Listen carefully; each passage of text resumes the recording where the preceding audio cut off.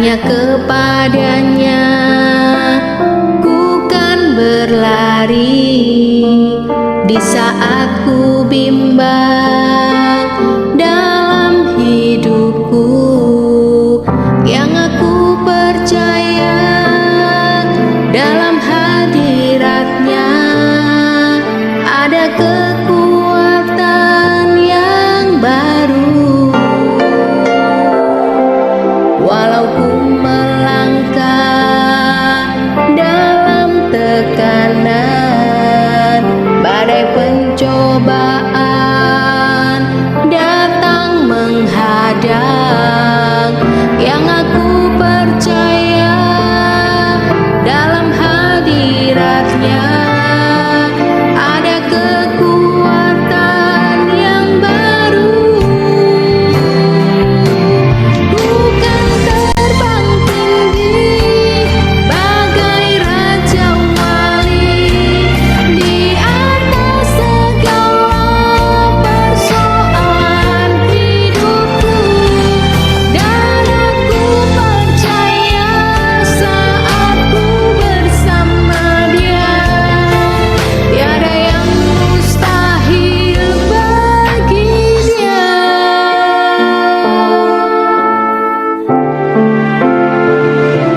Puji Tuhan, Shalom saudara-saudara yang Tuhan Yesus kasih, bertemu kembali dengan saya dalam khotbah online GPJ Anugerah Bermazmur Minggu 25 Juli 2021. Mari kita bersama-sama berdoa meminta hikmat dan pengertian dari Tuhan. Bapa yang kekasih, terima kasih untuk anugerah-Mu dan berkat-Mu yang luar biasa dalam kehidupan kami. Sebentar kami akan menerima firman-Mu. Kami meminta Tuhan memutuskan menyucikan kami dengan darah Yesus dan mengurapi kami dengan Roh Kudus, sehingga kami boleh mengerti dan memahami setiap isi firman Tuhan yang disampaikan hari ini. Berikan kepada kami kemampuan untuk mendengar dengan sungguh-sungguh dan cermat. Terima kasih Bapa, curahkanlah pengurapan-Mu atas kami di dalam nama Yesus. Amin. Puji Tuhan saudara-saudara, saya percaya bahwa di dalam anugerah dan berkat Tuhan yang luar biasa, kita selalu diberkati, kita selalu siap menghadapi segala perkara, kita selalu kuat menghadapi kelemahan-kelemahan dan kekurangan-kekurangan kita, dilebihkan, ditambahkan oleh Tuhan. Hari ini saya mau sampaikan satu tema, yakni berhasil di masa sukar. Saudara-saudara, berhasil di masa-masa yang baik, di masa-masa yang memiliki peluang yang bagus, itu adalah sesuatu yang mudah, sesuatu yang bisa terjadi kepada banyak orang. Tetapi berhasil di masa sukar bukanlah hal yang bisa terjadi begitu saja. Ada banyak tantangan, ada banyak halangan, ada banyak kesulitan. Tetapi kalau kita bisa berhasil di masa yang sukar, maka kita adalah seorang pemenang. Hari ini kita akan belajar bagaimana bisa berhasil di masa yang sukar. Suatu kali ada seekor kelinci yang ditangkap oleh Raja Singa untuk dijadikan santapan empuknya. Dia berada dalam sebuah posisi yang sangat sulit. Tetapi kelinci ini adalah kelinci yang cerdik. Dia berkata kepada Raja Singa bahwa ada singa lain sebetulnya yang akan menangkapnya. Dan Raja Singa itu bertanya, "Oh ya? Ada singa yang lain?" Lalu kelinci membawa Raja Singa untuk bertemu dengan singa lain yang mau menangkapnya. Kemanakah dia membawa Raja Singa ini? Ke gunung? Ke bukit?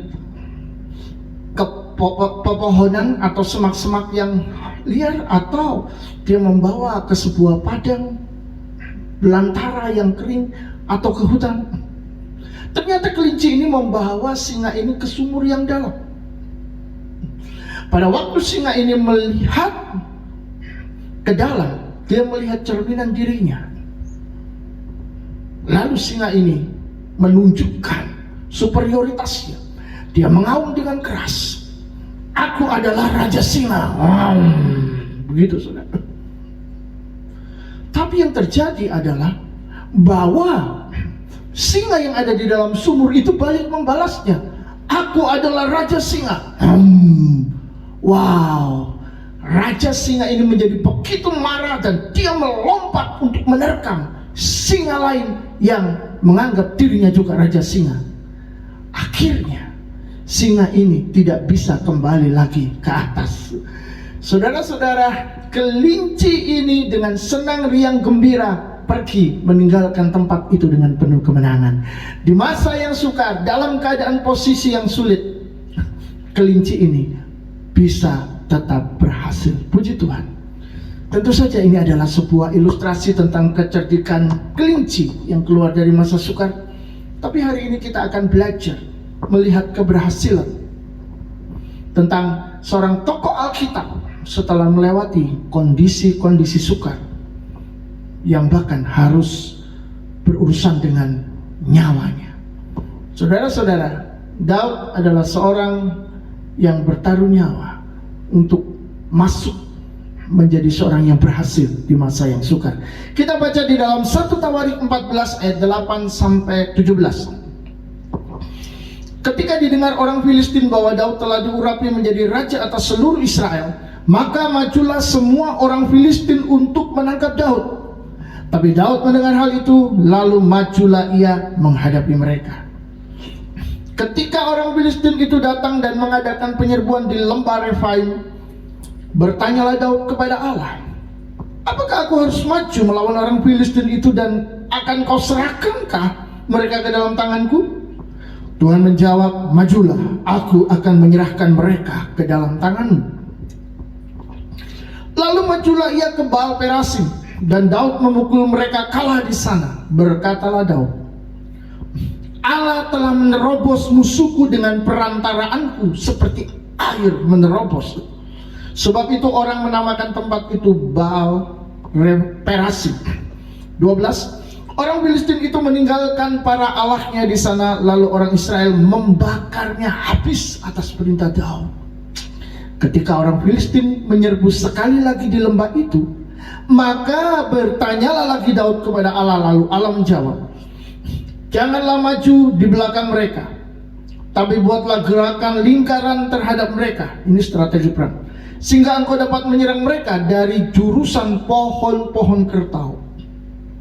Dan bila engkau mendengar bunyi derap langkah di puncak pohon-pohon kertau itu, maka haruslah engkau keluar bertempur, sebab Allah telah keluar berperang di depanmu untuk memukul kalah tentara orang Filistin. Dan Daud berbuat seperti yang diperintahkan Allah kepadanya, maka mereka memukul kalah tentara orang Filistin mulai dari Gibeon sampai Geser. Lalu termasyurlah nama Daud di segala negeri, dan Tuhan mendatangkan rasa takut kepadanya atas segala bangsa. Wow, Tuhan mempromosikan dia atas segala bangsa-bangsa dan menunjukkan superioritas Daud, kelebihan Daud, di mana dia dipilih oleh Tuhan di hadapan umatnya Israel.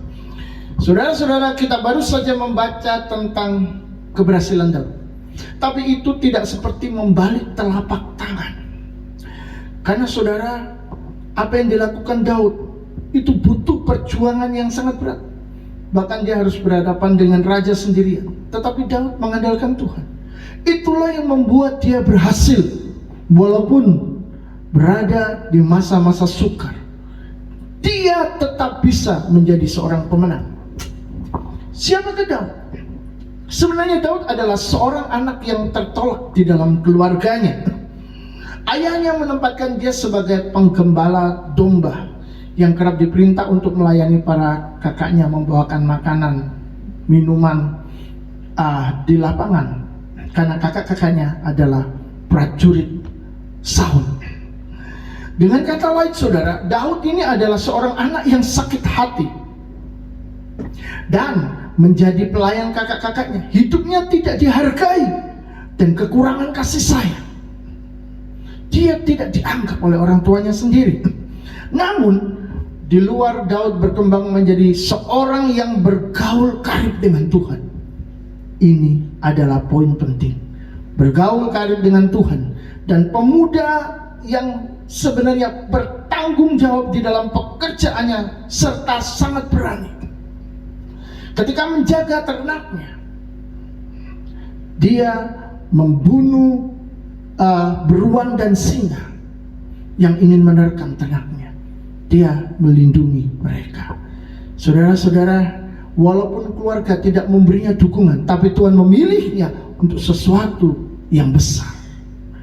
Tidak ada dukungan dalam keluarga untuk Daud agar dia bisa menjadi berhasil dan melebihi kakak-kakaknya. Oh, tidak ada sama sekali. Tapi jika Tuhan sudah berkehendak, maka seperti apapun orang itu, sekecil apapun, sehina apapun, dia bisa naik, dipromosikan menjadi seorang yang besar dan luar biasa.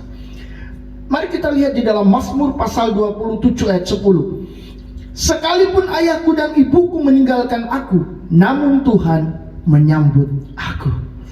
Saudara-saudara, dia adalah anak yang tertolak, tapi dia berkata Tuhan menyambutnya. Dan itu yang membuat Daud menjadi semakin cinta, semakin mengasihi Tuhan, dan menjadi seorang yang mengandalkan Tuhan dengan sungguh-sungguh dalam kehidupannya. Bagi dia tidak ada yang penting. Yang penting adalah cuma satu, yakni Tuhan yang menyambut dia. Hari ini kita belajar bahwa hidup manusia tidak tergantung pada rencana keluarga atau rencananya sendiri. Daud tidak lahir sebagai anak Raja Saul. Bahkan ayahnya sendiri tidak punya cita-cita untuk membuat Daud lebih daripada kakak-kakaknya. Tapi saudara-saudara, Daud berkembang di alam yang liar untuk mengerjakan pekerjaan besar yang disiapkan Tuhan untuk umatnya yang besar juga. Di sini kita melihat Daud juga tidak pernah bercita-cita menjadi besar. Kalau saudara baca surat, akan melihat Daud kepingin ini, kepingin itu. Aku ingin punya mobil mewah, aku ingin punya rumah besar. Ya ada, saudara. Daud adalah seorang sederhana yang bekerja dengan sungguh-sungguh. Itu saja.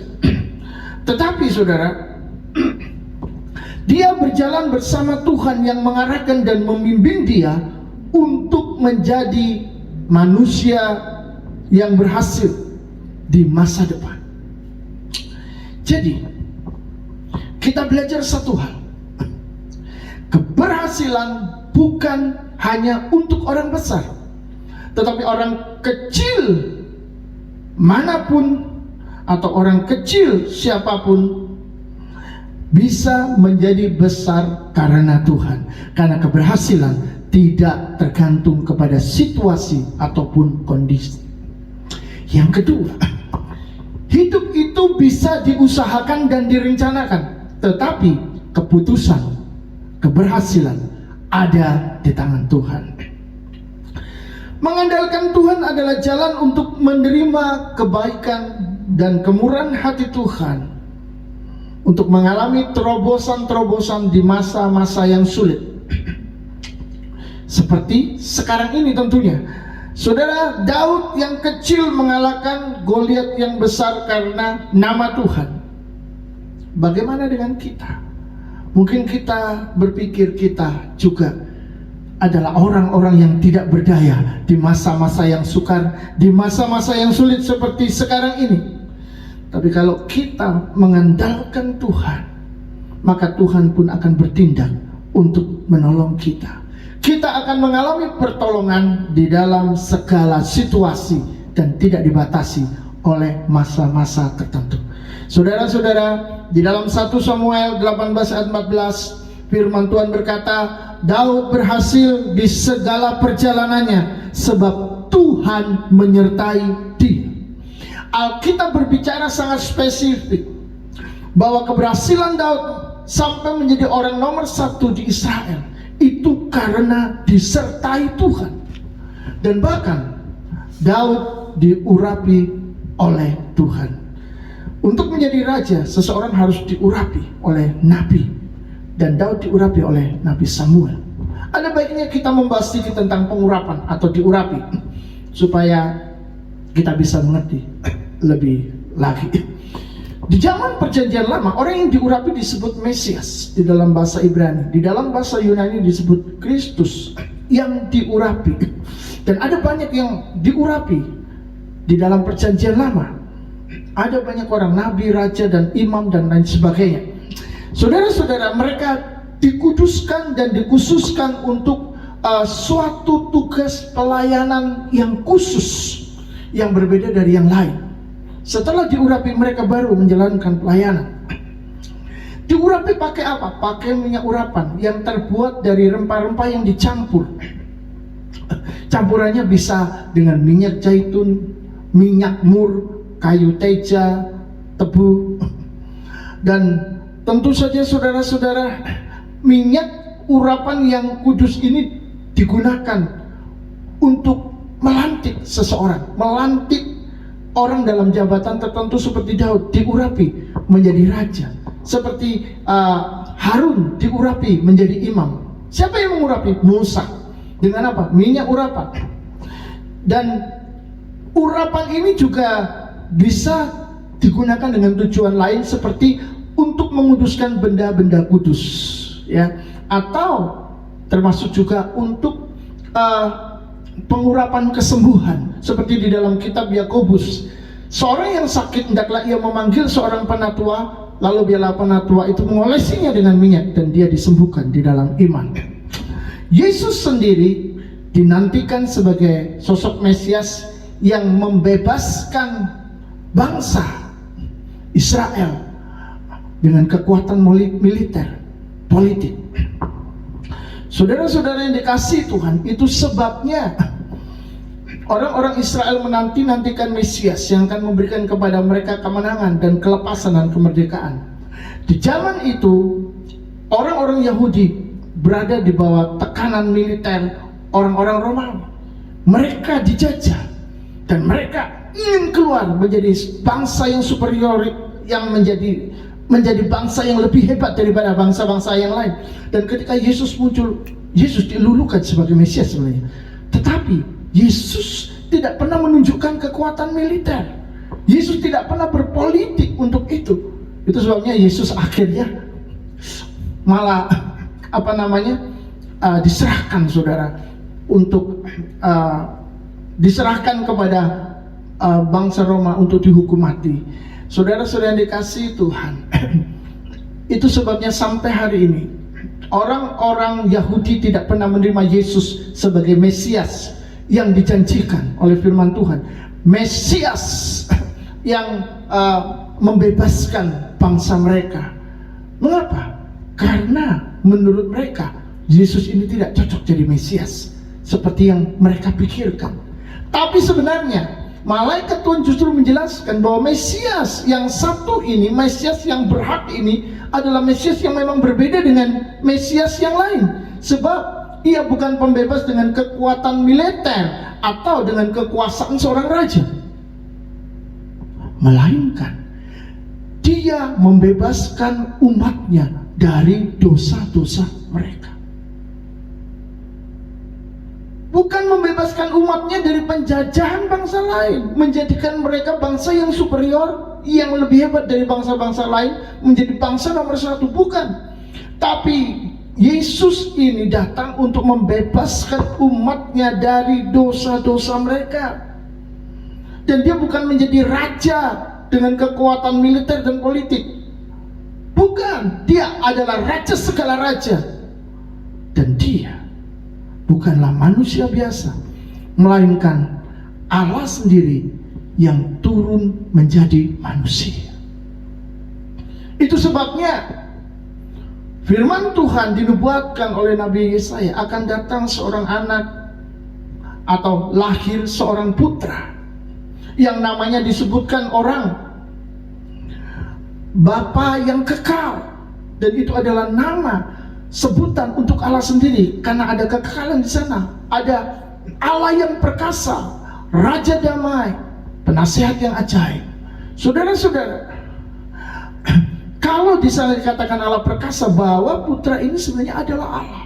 Inilah yang tidak dan belum bisa diterima oleh bangsa Israel.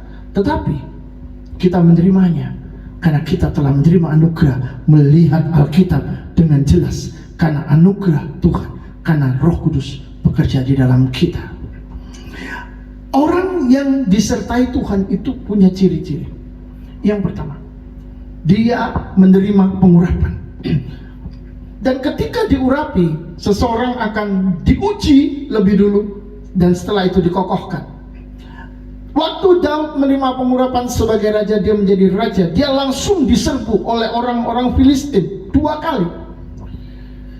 Ini bukan bertujuan untuk menghancurkan Daud dan kerajaannya, tapi Tuhan bertujuan untuk memberikan tantangan demi tantangan agar dia bertumbuh dan berbuah.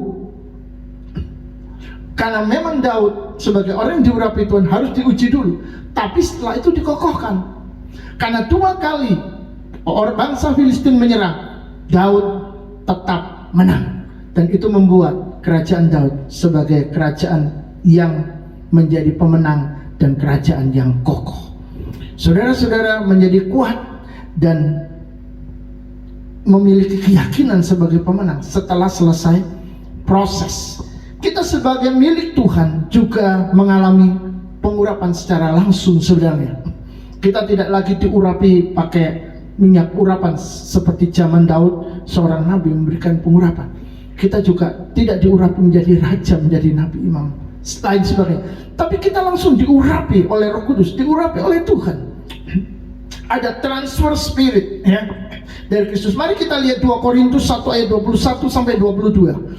Sebab dia atau Yesus yang telah meneguhkan kami bersama-sama dengan sebab dia Allah Bapa yang telah meneguhkan kami bersama-sama dengan kamu di dalam Kristus adalah Allah yang telah mengurapi. Kita diurapi oleh Tuhan. 22. Memeteraikan tanda miliknya atas kita yang memberikan Roh Kudus di dalam hati kita sebagai jaminan dari semua yang telah disediakan untuk kita. Itu sebabnya kita berjalan dengan kuasa Tuhan untuk mengerjakan tugas yang diberikan Tuhan dan mampu menyelesaikannya. Saudara-saudara yang dikasihi Tuhan, kita ternyata juga telah menerima pengurapan dari Tuhan melalui Kristus yang telah menjadi Tuhan dan Juru Selamat dalam hati kita. Yang kedua, saudara, ciri-ciri orang yang disertai, dia mengalami pembentukan karakter. Kalau diurapi, tidak cukup saudara, seseorang itu hanya cuma mengalami pengurapan, diuji dan dikokohkan, tapi dia juga mengalami yang namanya pembentukan karakter. Disertai berarti diurapi dan dibentuk karakternya. Dua karakter Daud yang akan kita bahas hari ini, yakni ketaatan dan pengampunan. Saudara-saudara, awalnya memang sulit untuk mengampuni, tapi itu akan berubah menjadi karakter Kristus yang menyatu di dalam hidup kita. Daud menunjukkan kualitasnya sebagai pribadi yang diubah karakternya oleh Tuhan. Ketika dia diurapi, mengubah kehidupannya. Yang pertama kita melihat, waktu Saul mau membunuh dia, dan dia punya kesempatan untuk membunuh Saul, Daud tidak melakukannya. Dia hanya menggunting puncak jubahnya. Dan waktu dia bertemu dengan Saul, dia menunjukkan, aku punya kesempatan untuk membunuhmu, tapi aku tidak lakukan. Karena engkau adalah seorang yang diurapi oleh Tuhan. Ini luar biasa, saudara. Tapi yang kedua, saudara, ini lebih luar biasa lagi. Kalau yang pertama adalah raja, seorang yang besar, seorang yang dia segani dan dia kagumi, di mana dia berasal dari rakyat biasa dan naik ke atas menjadi prajuritnya. Dan karena cemburu, Saul ingin membunuhnya. Tapi kali ini dia bertemu dengan keluarga Saul yang bukan siapa-siapa. Kaum keluarga Saul bernama Simei. Dia mengutuki Daud. Dia berkata, enyalah, hai engkau penumpah darah, orang dursila. Di lereng bukit yang satu dia melempar batu, sehingga yang namanya debu ini, mengotori dan mengganggu perjalanan Daud. Apakah Daud tidak bisa membunuhnya? Tentu saja Daud bisa membunuhnya karena dia bersama dengan pasukannya. Bahkan panglimanya sudah naik darah, ingin segera menghabisinya. Tapi Daud tidak mengizinkan. Tidak boleh. Daud mengampuni Simei. Kenapa Simei melakukan itu? Karena Simei berpikir saat ini Daud sedang berada dalam kesulitan. Daud sedang melarikan diri dari anaknya Absalom yang sedang mengkudeta kerajaannya. Wow, saudara, Daud berada di masa-masa yang sukar. Akankah dia berhasil? Ternyata dia berhasil. Absalom dibunuh dan Daud kembali lagi untuk mengokohkan kerajaannya. Dan saat itu Simei datang lagi, saudara. Tapi kali ini dia tidak berani mengutuki Daud, tetapi cepat-cepat minta ampun. Karena kali ini dia sedang ketakutan, nyawanya berada di dalam bahaya. Apa yang Daud lakukan? Apakah dia membunuhnya? Tidak. Dia tetap mengampuninya. Wow, saudara-saudara, ini menunjukkan bahwa karakter Daud benar-benar sudah diubahkan oleh Tuhan. Jadi kalau orang diurapi, kalau seseorang itu disertai Tuhan dan dia diurapi Tuhan, maka dia akan menunjukkan juga adanya sebuah karakter yang berubah dalam kehidupannya. Karakternya tidak akan menjadi karakter yang lama, tapi karakter yang baru, yakni karakter Kristus. Karakter yang mengampuni. Dan Daud begitu taat kepada Tuhan. Dia tidak melakukan kejahatan. Yang kedua, hati yang melayani dan rendah hati. Ini adalah sifat Daud. Ini karakternya. Dulu dia belajar melayani keluarganya. Ternyata hal-hal yang tidak enak, di mana dia merasa terhina, dia merasa disepelekan, dianggap bukan apa-apa dan bukan siapa-siapa. Itu adalah cara Tuhan membentuk Daud di lingkungannya. Jadi kalau hari-hari ini ada orang-orang yang merasa berada di dalam kondisi-kondisi tidak baik, tidak bagus, terimalah dengan ucapan syukur. Karena Tuhan sedang menyiapkan Anda untuk sesuatu yang besar. Dan Anda harus dibentuk di sana, di tempat-tempat yang tidak enak. Termasuk ketika Anda mengalami kemiskinan, Anda mengalami kekurangan, Anda mengalami hinaan, cacian, makin dan lain sebagainya. Belajarlah untuk menerima dengan sukacita. Karena Tuhan sedang menyiapkan untuk sesuatu yang besar, seperti Tuhan menyiapkan Daud di waktu yang akan datang. Saudara-saudara, Daud dulu melayani keluarganya, dan setelah itu dia melayani Saul rajanya. Dan setelah Daud diangkat menjadi raja, dia melayani rakyatnya, dia melindungi rakyatnya. Kalau saudara yakin bahwa Tuhan punya rencana dalam hidup saudara, maka saudara harus tahu bahwa saudara juga harus mengalami pembentukan karakter. Mintalah, pasti akan diberi. Jangan mengeluh, supaya Anda berhasil. Katakan haleluya setiap mengalami hari-hari yang tidak menyenangkan, kondisi dan situasi yang sangat menyakitkan. Katakan saja puji Tuhan, karena dengan demikian saudara akan dibentuk oleh Tuhan menjadi pribadi yang kuat dan pribadi yang luar biasa. Yang ketiga, saudara, memiliki keintiman dengan Tuhan. Keintiman dengan Tuhan, ada ikatan emosi dalam bermesraan dengan Tuhan. Ada janji, ada komitmen untuk menyenangkan Dia. Ini artinya keintiman. Ada banyak doa Daud kepada Tuhan yang isinya menunjukkan keakraban atau kedekatannya pada Tuhan. Mari kita lihat di dalam Mazmur 63 ayat 2 dan 9. Ya Allah, Engkaulah Allahku, aku mencari Engkau. Jiwaku haus kepadamu, tubuhku rindu kepadamu. Seperti tanah yang kering dan tandus tiada berair, jiwaku melekat kepadamu. Tangan kananmu menopang aku. Saudara-saudara, Daud menunjukkan hubungannya yang dekat dengan Tuhan, dan itu ada banyak di dalam kitab Mazmur. Walaupun Mazmur ini adalah sebuah kitab pujian, tetapi itu adalah sesuatu yang muncul dari pengalaman-pengalaman hidup penulisnya dengan Tuhan. Apakah saudara juga memiliki saat teduh pribadi dan kesukaan dekat padanya melalui banyak cara? Seperti sering memuji, memikirkan Dia, membicarakan Dia, atau berdialog dengan Tuhan, dan menerima jawaban-jawaban melalui perenungan firman Tuhan. Atau saudara berkata, saya sudah nggak punya waktu, saya ini orang sibuk, saya sibuk bekerja, saya sibuk belajar, saya sibuk sekolah dan lain sebagainya. Lalu bagaimana dengan situasi pandemi kali ini? Pas ada PPKM juga hari ini, di mana banyak orang sekarang memiliki begitu banyak waktu luang di rumah.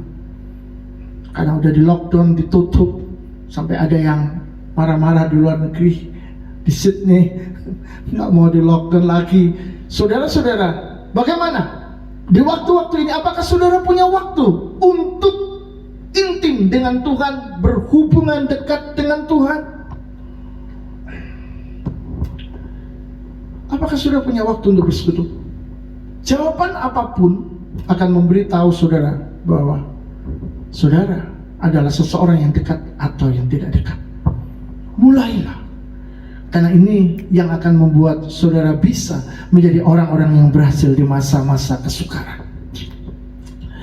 Jika Anda disertai Tuhan dan menerima pengurapannya sebagai peneguhan atas rencana Tuhan dalam hidup Anda, mungkin sebagai negarawan, sebagai ilmuwan, rohaniawan, olahragawan, apalagi sudah termasuk menjadi sebuah keluarga yang diurapi, maka saudara-saudara, orang yang disertai Tuhan, yang menerima pengurapan, dia juga akan memiliki karakter Kristus yang melekat di dalam kehidupannya. Hidupnya akan diubahkan, sifatnya juga akan diubahkan oleh Tuhan. Ini satu paket. Dan tentu dia juga harus memiliki keintiman dengan Tuhan, di mana Tuhan selalu ada bersama-sama dengan dia di dalamnya, agar saudara-saudara sesuatu yang baik dari Tuhan mengikuti seumur hidup Anda. Ini sangat penting. Karena pada akhirnya kita mendapati bahwa keberhasilan seseorang itu tidak ditentukan oleh situasi dan kondisi, tetapi keberhasilan seseorang itu terjadi karena penyertaan Tuhan di dalam kehidupannya, di mana ada pengurapan, ada karakter Kristus dan intimasi dengan Tuhan yang menjadi bagian hidupnya. Jika Tuhan menyertai kita, Ia dapat mengubah air menjadi anggur, menggandakan yang kurang menjadi cukup untuk kita, dan bahkan Dia bisa bekerja di situasi seburuk apapun untuk memanfaatkan situasi yang buruk dan jelek itu, seperti hari ini, sekarang ini, menjadi kebaikan untuk kita. Inilah luar biasanya Tuhan. Saudara-saudara, Yesus tergantung atau bergantung pada dirinya sendiri karena Ia maha kuasa. Itu sebabnya kita tidak perlu takut menghadapi kondisi-kondisi yang suram hari-hari ini, sebab baik hidup maupun mati kita ada di dalam Yesus yang hidup selamanya. Mari kita lihat Wahyu pasal 1 ayat 7 sampai 8. Lihatlah, Ia datang dengan awan-awan dan setiap mata akan melihat Dia atau Yesus, juga mereka yang telah menikam Dia, dan semua bangsa di bumi akan meratapi Dia. Ya, amin. Ayat 8. Aku adalah Alfa dan Omega, firman Tuhan Allah yang ada dan yang sudah ada dan yang akan datang, yang maha kuasa. Yesus berkata, akulah Alfa Omega, yang awal dan yang akhir. Di ayat 8 dikatakan firman Tuhan Allah. Di dalam Yohanes pasal 1 ayat 1 disebut, pada mulanya adalah firman, firman itu bersama-sama dengan Allah dan firman itu adalah Allah.